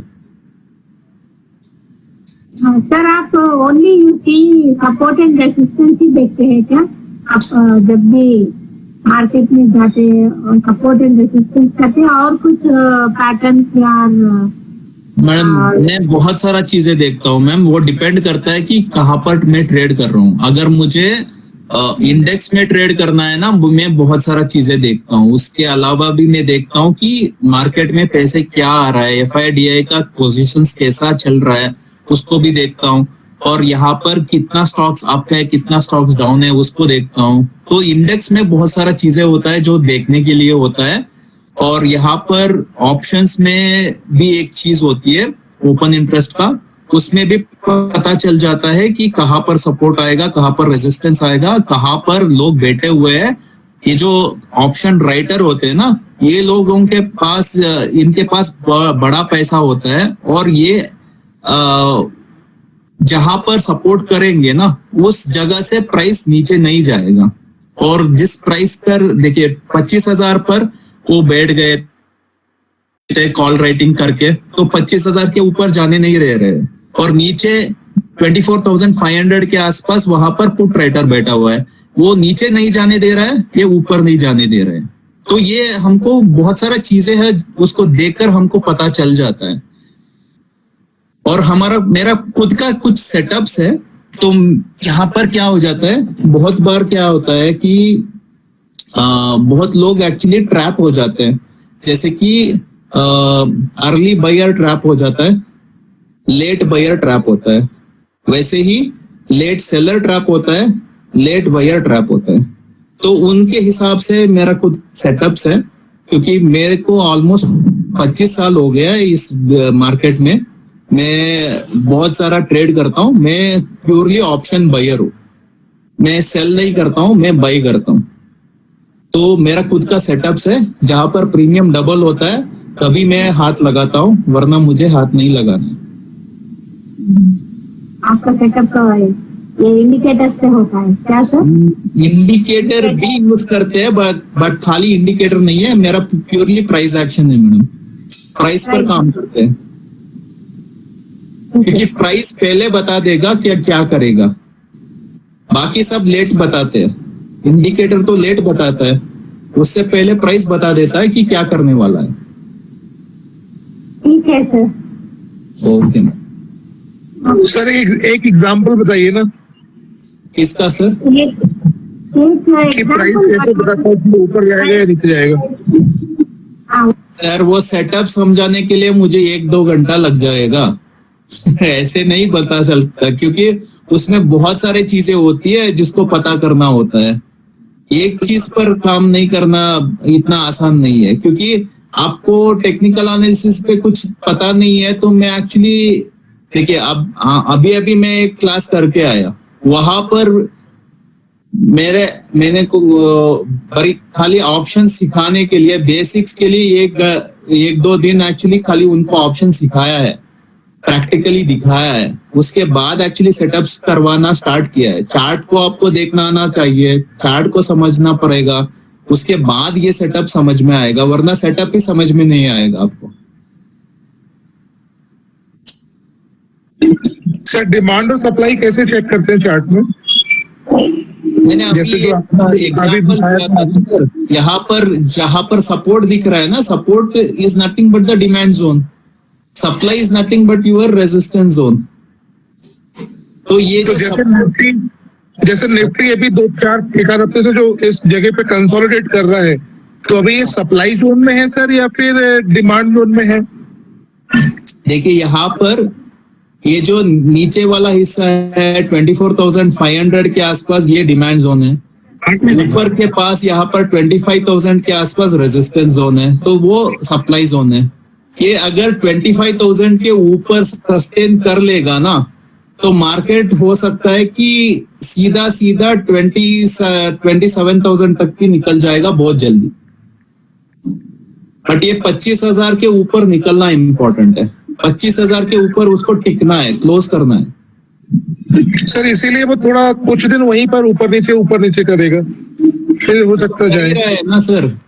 ये तो कर ही रहा है, पिछले कब से कर रहा है देखिए, ये ऑलमोस्ट ये पिछले 15 दिन से यही कर रहा है। तो पिछले 15 दिन से कर रहा है। हो सकता है कि कल कुछ अच्छा मूवमेंट आए, पॉसिबिलिटी ज्यादा दिख रहा है, बट देखना पड़ेगा। अगर हो जाएगा तो बहुत अच्छी बात है। अगर कल अच्छा मूवमेंट आ जाता है, 25,000 के ऊपर निकल जाता है, तो शायद ये एक अच्छा मूवमेंट हमको देखने को मिल सकता है। अगर नहीं सर आपने बहुत अच्छा पढ़ाया, एक्सलेंट सर, बहुत बहुत धन्यवाद, थैंक यू, एक्सलेंट, बहुत अच्छा, मजा आ गया sir. Thank you sir, thank you. धन्यवाद सर एक क्वेश्चन है, आपने एक लॉन्ग पीरियड के लिए बोला था, तो वो हाउ मच लॉन्ग पीरियड है, कितना टाइम लेकर उसको चार्ट पे देखना होता है? क्या सर इन्वेस्टमेंट के हिसाब से पूछ रहे हैं धीरज जी, क्या पूछ रहे हैं? ट्रेडिंग के हिसाब, ट्रेडिंग के हिसाब से राधा जी एक मिनट, उनका क्वेश्चन समझ लेता हूँ। हाँ बोलिए सर। ट्रेडिंग के हिसाब से आपने बोला था कि लॉन्ग पीरियड देते हैं चार्ट में, तो फिर उसके लिए कितना मतलब लॉन्ग पीरियड लेना चाहिए? डे वाइज चार्ट में कौन सा चार्ट को टाइम पीरियड आप पूछ रहे टाइम हो? पीरियड जो है वो डे वाइज, वीक या फिर नहीं देखिए, मैं पर्सनली अगर मुझे स्विंग ट्रेडिंग करना है हाँ जी, तो मैं एक्चुअली डेली चार्ट देखता हूँ। अगर मुझे इंट्राडे ट्रेड करना है 15 मिनट का चार्ट देखता हूँ। आप स्विंग ट्रेड करना है 1 घंटे का देखिए, 1 दिन का देखिए, ठीक है। अगर आपको इंट्राडे करना है 15 मिनट का देख सकते हैं, 5 मिनट का देख सकते हैं। जनरली आपको एनालिसिस जो है 15 मिनट में करना है, एंट्री एग्जिट आप 5 मिनट में कर सकते हो। वैसे ही स्विंग ट्रेडिंग के लिए डेली टाइम फ्रेम में आपको एनालिसिस करना है, आवरली में आप चाहिए तो एंट्री एग्जिट कर सकते हो, या 15 मिनट में एंट्री एग्जिट कर सकते हो। एक सेकंड, आपने एक बोला था कि हैविंग बाइंग और हैविंग सेलिंग आ रही है, तो वो कहाँ पे इंडिकेट करती है टेक्निकल एनालिसिस में? सर क्या होता है, देखिए यहाँ पर मैं आपको दिखा रहा हूँ, 1 मिनट।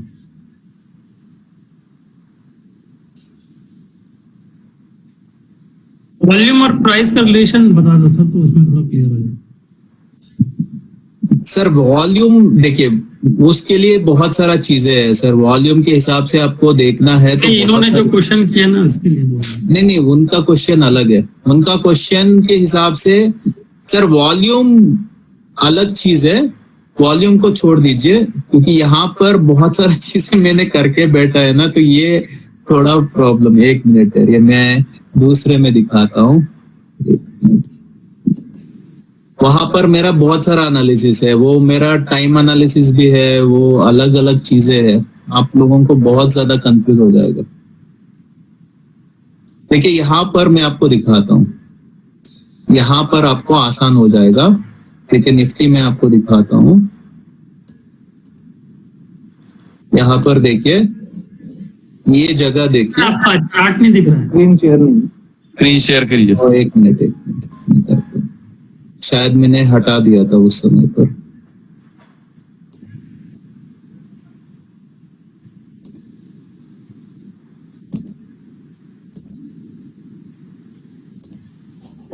अभी दिख रहा है ना? Yes sir. देखिए ये एक्चुअली जो लेवल है ना, मैंने अभी मार्क किया है। आप देखो कितने बार इसने सपोर्ट लिया है। यहाँ पर सपोर्ट लिया, यहाँ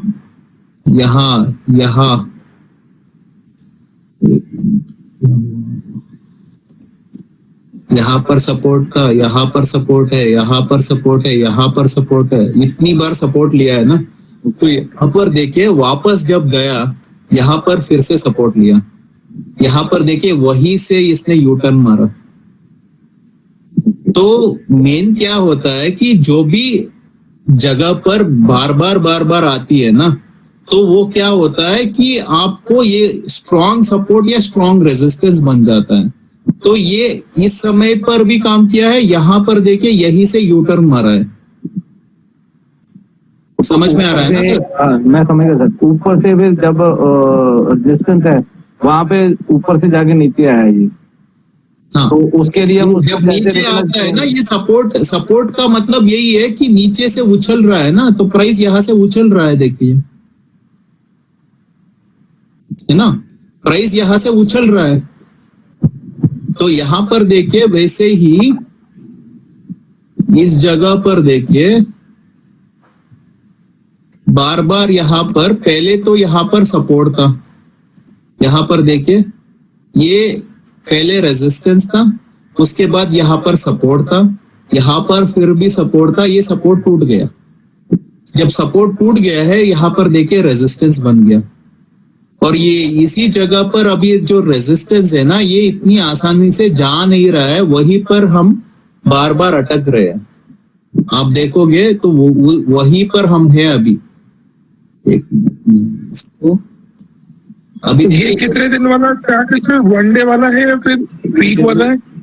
सर 1 डे का ही है, 1 डे का ही। मैंने थोड़ा सा उसको एक्सपैंड किया है ताकि आपको ठीक तरह से पूरा दिख जाए। देखिए यहाँ पर ही प्रॉब्लम है, एक बार ये हट जाएगा ना, ये ऊपर निकल जाएगा। अगर ये यहाँ से हट जाएगा ना, तो यहाँ पर नेक्स्ट चैलेंज वाला थोड़ा सा चैलेंज यहाँ पर है, क्योंकि यहाँ पर गैप है।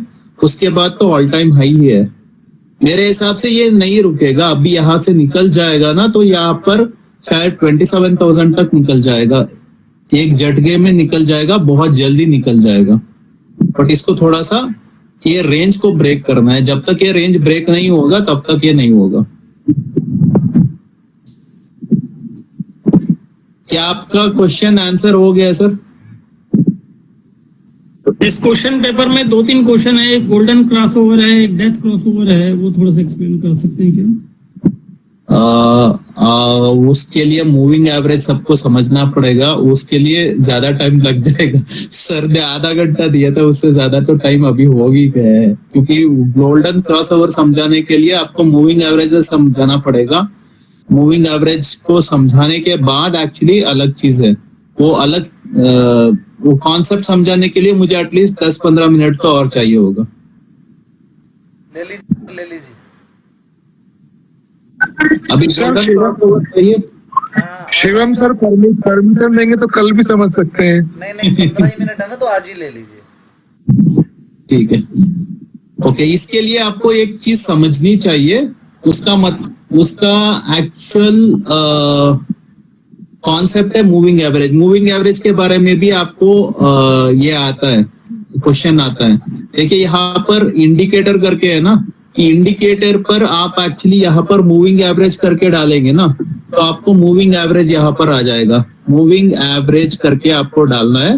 मूविंग एवरेज यहाँ पर हमको सिंपल वाला चाहिए, ये जो सिंपल मूविंग एवरेज करके है ना, इसको डालना है।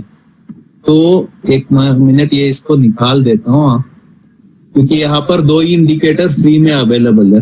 तो यहाँ पर ये जो है ना, ये मूविंग एवरेज जो है, जनरली हम यहाँ पर मूविंग एवरेज जो डालते हैं ना, तो वो 20 दिन का डालते हैं। 20 डेज सिंपल मूविंग एवरेज, ये जनरली हम इसको यूज करते हैं, क्योंकि ये जो है ये डायनामिक लेवल है, और डायनामिक के लिए आपको सपोर्ट या रेजिस्टेंस देगा। इसके ऊपर आपका बाई है, इसके नीचे आपका सेल है। तो ये क्या होता है, आपको एवरेज पता है ना। एवरेज क्या होता है, आपको 10 नंबर का एवरेज लेना है, तो सारे का सारा 10 को ऐड कर दोगे, उसके बाद 10 से आप डिवाइड कर दोगे, तो वो होगा आपका 10 नंबर का एवरेज। वैसे ही यहाँ पर हम अगर यहाँ पर 20 एवरेज ले रहे हैं ना, 20 दिन का हम क्लोजिंग प्राइस दे रहे हैं। तो यहाँ पर आप देख रहे हो ना, ये क्लोजिंग प्राइस है। यहाँ पर कैंडल आपको दिख रहा है ना, तो यहाँ पर कैंडल में ये जो चार्ट आपको दिखेगा, ये इसको एक कैंडल स्टिक बोलते हैं। ये कैंडल में आपको 4 चीजें आती है, यहाँ पर देख रहे हैं ना, ये 4 चीजें आती है। ओपन, वो का मतलब ओपन है, एच का मतलब हाई है, एल का मतलब लो है, सी का मतलब क्लोज है। तो ये ओपन का मतलब ये है कि सपोज आप देखिए डेली चार्ट में आप देख रहे हो ना, सुबह 9:15 को मार्केट खुल जाता है, तो 9:15 को जिस भाव में मार्केट चल रहा है ना, तो उसको हम बोलते हैं ओपन प्राइस। और 3:30 को मार्केट बंद हो जाता है, तो 3:30 को किस प्राइस पर क्लोज किया है ना, उसको बोलते हैं क्लोज प्राइस। तो यहाँ पर जो मूविंग एवरेज हम निकालते हैं ना, उसमें हम खाली क्लोज प्राइस लेते हैं। तो क्लोज प्राइस के हिसाब से अगर 2 दिन का एवरेज निकालना है ना, आज का और कल का निकालना पड़ेगा। 10 दिन का निकालेंगे, पिछले 10 दिन का एवरेज निकालेंगे। यहाँ पर मैं 20 दिन का एवरेज निकाला हूं। आपको ये जो लाइन दिख रहा है ना, पिछले 20 दिन का एवरेज है। तो अगला दिन आएगा, कल के लिए क्या होगा, कल का अगर एवरेज निकालेंगे ना, कल का और पिछले 19 दिन का ऐड हो जाएगा, उसके हिसाब से एवरेज चलेगा। तो यहाँ पर आप देखोगे एवरेजेस में मेन चीज क्या होती है ना, जब भी कोई बड़ा मूवमेंट आ जाता है ना, एवरेज बदल जाता है। तो यहाँ पर देखिए बड़ा चीज हुआ है, तो एवरेज बदल गया, सडनली नीचे आ गया। तो यहाँ पर भी देखिए बड़ा चीज हो गया, एवरेज निकल गया। तो ये क्या होता है, एवरेजेस में एक चैलेंज ये होता है कि जब भी कोई बड़ा चीज हो जाता है ना, जो उसका एवरेज जो है वो बहुत तेजी से बढ़ता है या घटता है। ये आपको क्या दिखाएगा, एक ट्रेंड दिखाएगा, कौन सा दिशा में मार्केट जाने की कोशिश कर रहा है। तो यहाँ पर आपको क्लियरली दिख रहा है कि नीचे जा रहा है, आपको यहाँ पर दिख रहा है कि ऊपर जा रहा है, यहाँ से नीचे आ रहा है, यहाँ पर ऊपर जा रहा है, आपको ये ट्रेंड दिखाई देगा। तो यहाँ पर जो आपका गोल्डन रेशियो है, गोल्डन रेशियो में क्या होता है, ये आपका 20 डे का एक एवरेज होता है, हम 2 एवरेज निकालते हैं। एक और एक्चुअली सिंपल मूविंग एवरेज हम ले लेंगे, ठीक है।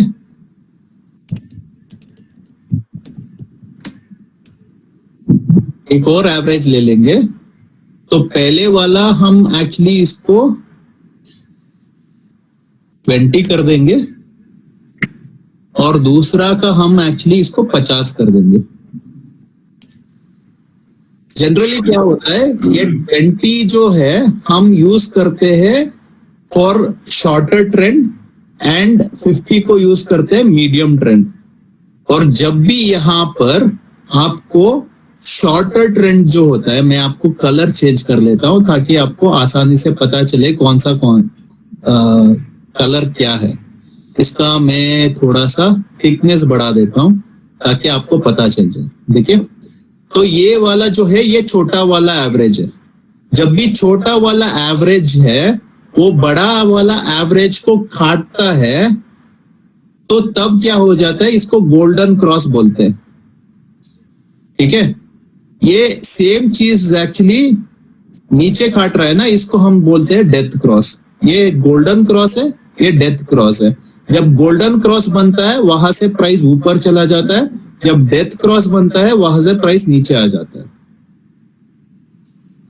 शायद मैंने कम टाइम लिया है, शायद आपको समझ में आया है। ये एक मूविंग एवरेज का प्रिंसिपल है, डेथ क्रॉस और गोल्डन क्रॉस। समझ में आ रहा है सर? किसी को कोई doubt? Sir, when 20 crosses 50, that is what you are saying. हाँ मैम, छोटा वाला जो है वो बड़े वाले को क्रॉस करना है ऊपर का साइड, तब होगा आपका गोल्डन क्रॉस। अगर छोटा वाला जो है आपको नीचे के साइड काटता है, जैसे यहाँ पर काटा है ना, तो ये होगा डेथ क्रॉस। उसके नीचे जो कैंडल बने हैं उसको बोलते हैं। नहीं, ये जो क्रॉस है ना सर, दोनों का एक्चुअली क्रॉस बन रहा है ना, दोनों को एक्चुअली एक दूसरे को काट रहा है ना, उसी को हम बोलते हैं क्रॉस। तो ये अगर ये ऊपर गया 20 वाला काट के ऊपर चला गया, हाँ, तो ये गोल्डन क्रॉस ओवर है, तो यहाँ से फिर ये बाइंग यहाँ पर बाइंग जो है बहुत बड़ा आता है। देखिए यहाँ पर बाइंग, यहाँ पर हम 23,000 के आसपास है, वहां से ऑलमोस्ट 25,000 तक आ गए ना। और यहाँ पर देखिए डेथ क्रॉस हुआ है, डेथ क्रॉस यहाँ पर 25,000 पर हुआ था, यहाँ पर फिर से हुआ 25,000 से ये ऑलमोस्ट 22,000 तक के आता ना। तो बड़ा एक्चुअली मूवमेंट आता है डेथ क्रॉस पर और बड़ा मूवमेंट आता है गोल्डन क्रॉस पर।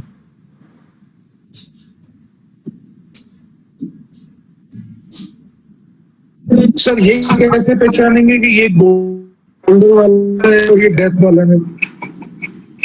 लाइन तो दोनों ही काट रही है। वही तो मैं बोला था सर, आपको देखना है कि ऊपर का साइड काट रहा है या नीचे के साइड काट रहा है।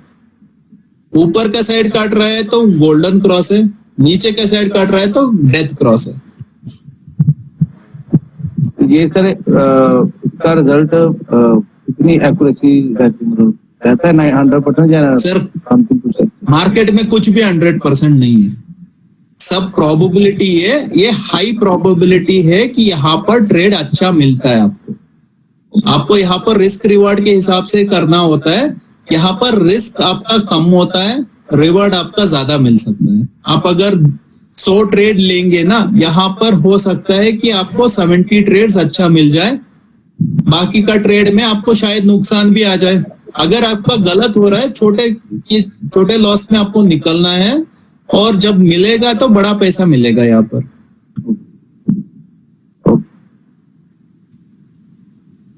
राधा जी आप कोई डाउट पूछ रही थी, वो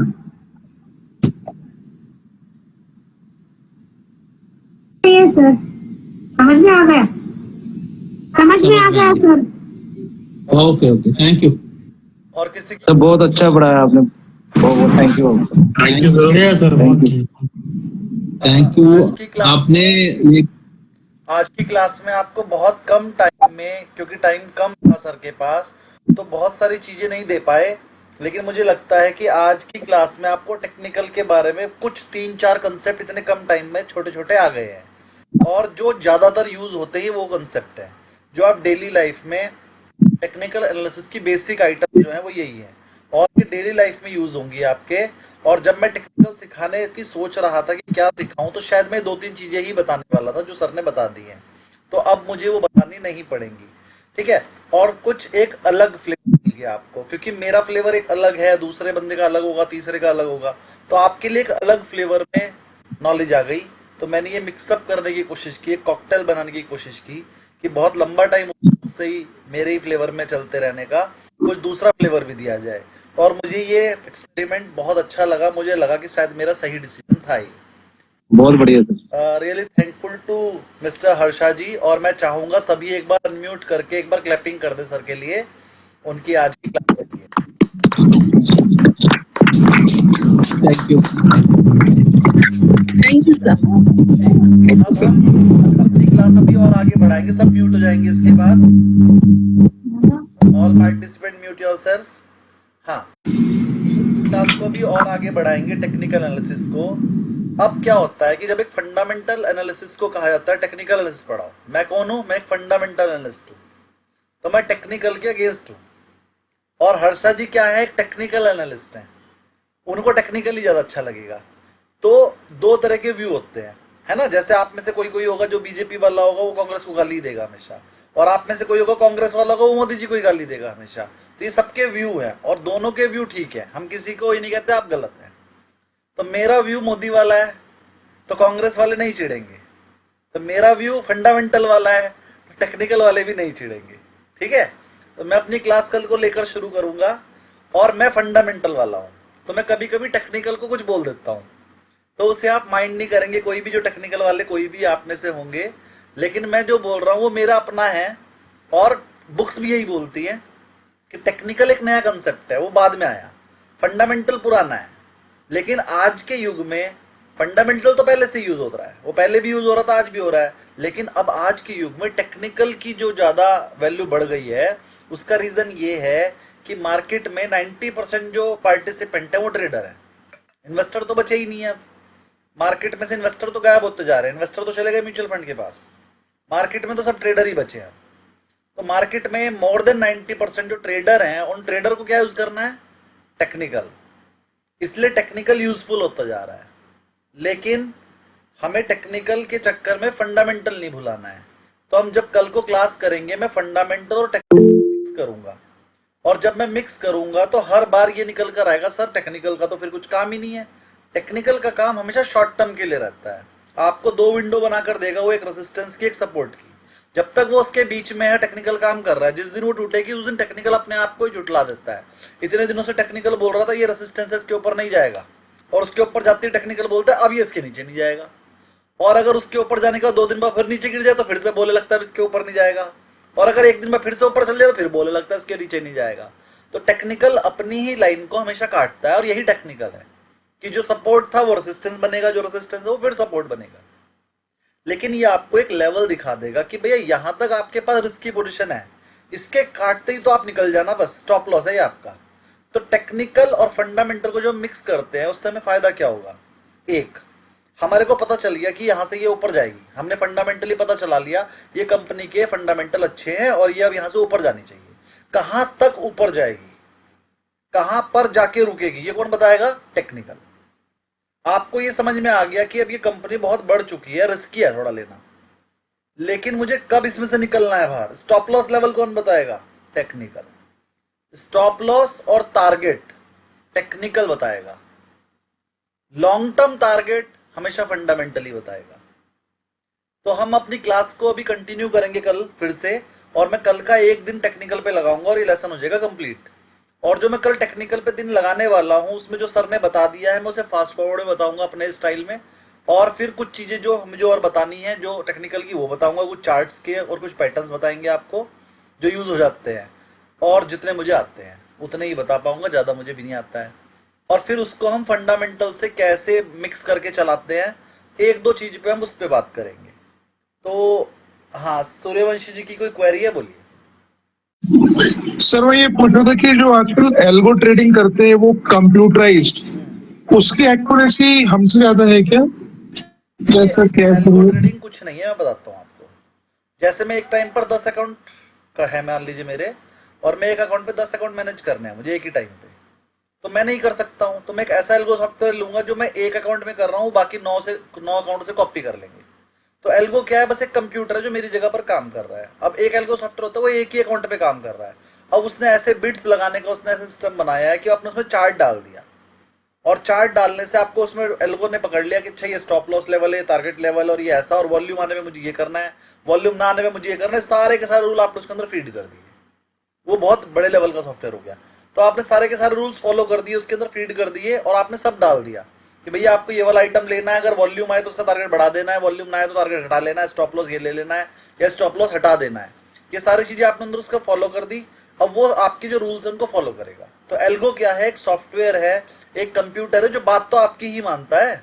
आप जैसे एक असिस्टेंट रख लेते हैं ना, भाई देख तुझे देखना है, अगर ये मेरे टारगेट के पास है तो उसे भेज देना है, लेकिन अगर वॉल्यूम के साथ टारगेट के पास है तो मेरा स्टॉप लॉस, मेरा टारगेट और बढ़ा देना है, क्योंकि अगर वॉल्यूम के साथ मेरे टारगेट को काट रहा है मतलब ये और ऊपर जाएगा। तो आपने सारी चीजें समझा दी। वो जो सारी चीजें समझा दी, हो सकता है मैनुअल बंदा ना समझ पाए, ना याद रख पाए, लेकिन कंप्यूटर तो समझ लेगा। आपने वो सारे के सारे इंस्ट्रक्शन उसके अंदर फीड कर दिए। अब वो सॉफ्टवेयर जो है उस इंस्ट्रक्शन के हिसाब से ही चलेगा।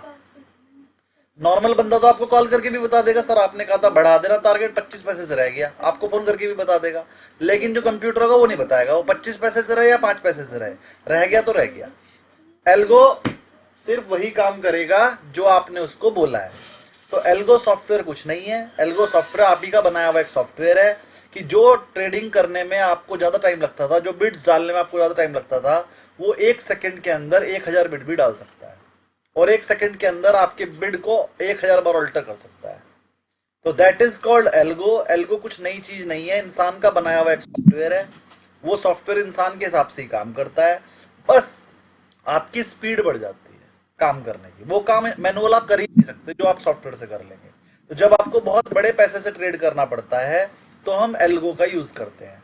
जैसे म्यूचुअल फंड को मान लीजिए, उन्हें आईटी सेक्टर में इन्फोसिस के 1 लाख शेयर खरीदने, अगर वो 1 लाख शेयर की बिड एक साथ डाल देंगे ना तो शेयर 10% बढ़ जाएगा।